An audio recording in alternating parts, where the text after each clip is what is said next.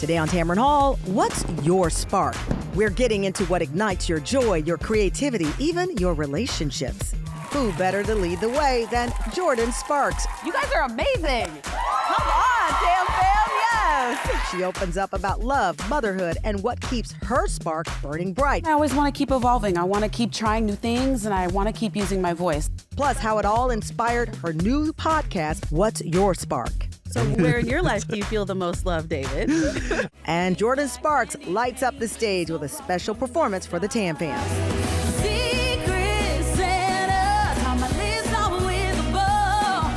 Tamron Hall starts now. I give you everything I am. You give it back to me and more. We're gonna make our dreams come true and live a good life, good life, good life. Oh my God!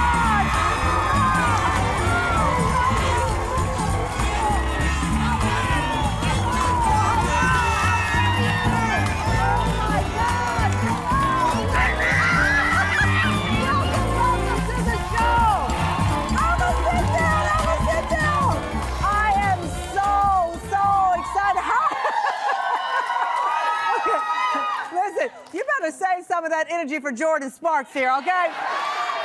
Thank you so much. We have a great show that I know you're gonna love today, but I wanna start with something that truly lit my heart up recently. I was so honored to be recognized by the Hedrick Martin Institute at their Emory Awards at Lincoln Center. It's an organization that has literally saved lives. It was such a beautiful night.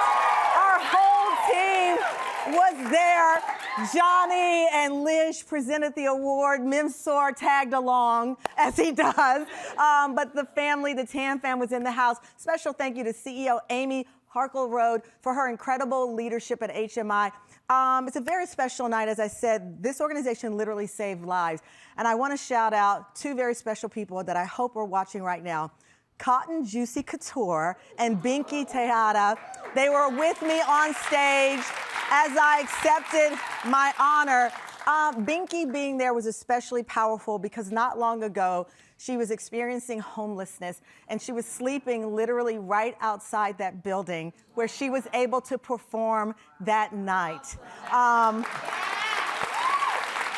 So it's an incredible honor, and it's moments like that that remind me of my spark. And what my spark, and I hope my purpose is bringing people together, and no matter who you are, helping with this platform for you to feel seen. That's why we have our Tam fam, right? So that's me. That's what I think. But this show is not about me today. It is about you. What is your spark? That moment that makes you think, what sparks my happiness? What sparks your creativity? What sparks your relationships?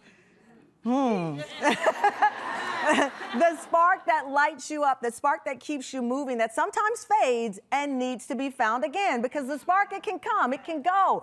And nobody knows that journey better than Jordin Sparks. From singing her heart out as a kid to taking the American Idol crown to growing as an artist, a woman, a mom, and now opening up a whole new world. She's got a podcast and it's called What's Your Spark?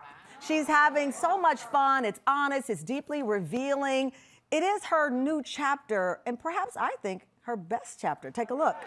I think there is sort of an open book that you kind of have to be, coming from a reality show and coming from a show like Idol where people really invest in you and get to know you. But that was almost 18 years ago. And I've learned a lot. I've grown up a lot. I have shed my skin. I have elevated. I have stepped into who I am as a woman and as a human being and a mom, a friend, a wife, a musician. And I want you guys to meet me here. Meet me here at this crossroads in my life and where I'm at. Jordin is here today sharing that crossroads, her evolution, the spark that keeps her going. And later, Jordin is going to perform a special holiday song for us. So get ready. Jordin Sparks is in the building, a daytime exclusive. Please welcome Jordin Sparks!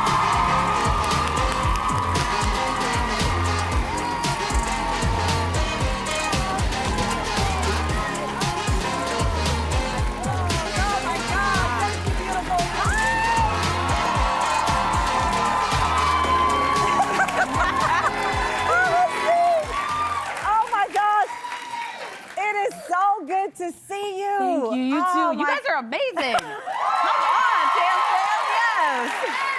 Oh, there's so much to unpack.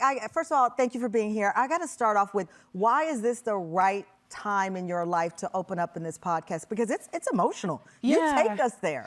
Yeah, honestly, it's funny. I'm just that way. I can cry at commercials sometimes, you know, puppies, babies.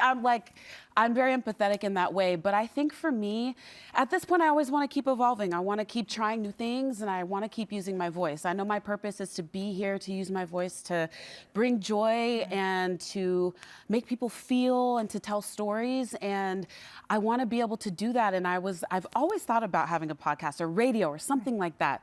And I was just like, you know, it would be really fun to do that. I just had no idea how to get into it. And I met my new manager, and he was like, you know what? Let me make a call real quick. And then I met with Dear Media, and now I've got my podcast. I'm very excited, yes.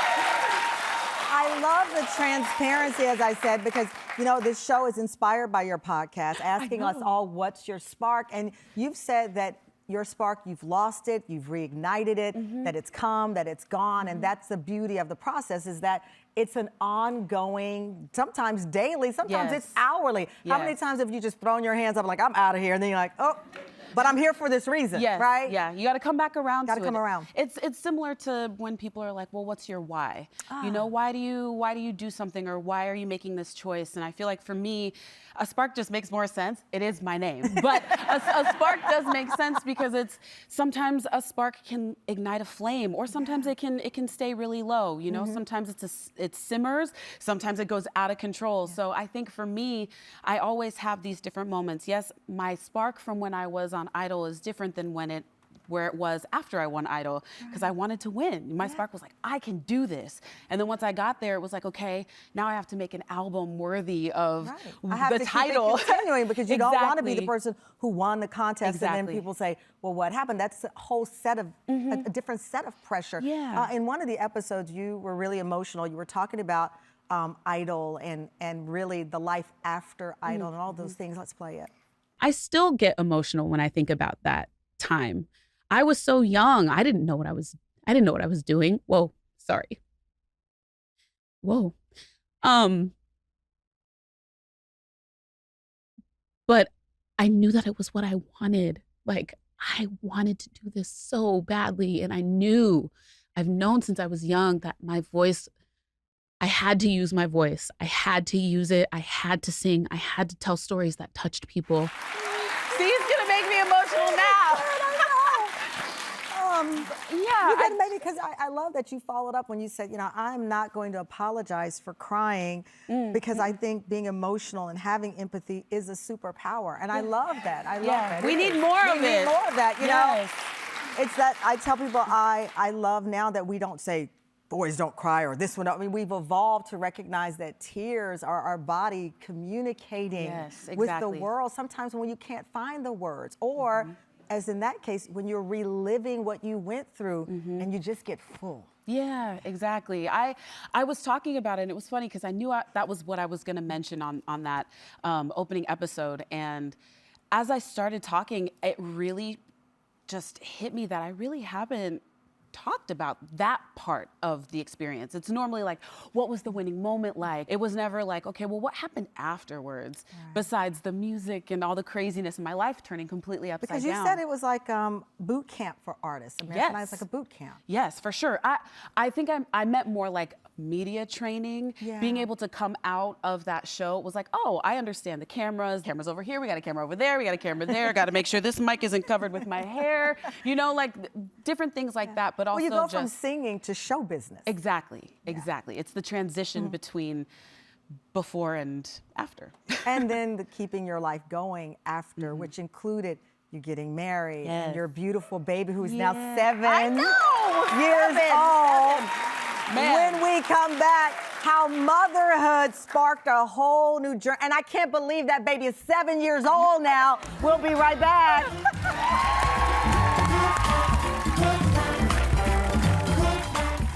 Coming up, she's an actress, singer, TV host, and mom. How Jordin balances it all. When I get home, I leave everything at the door. And later, her first ever live performance of her brand new Christmas song.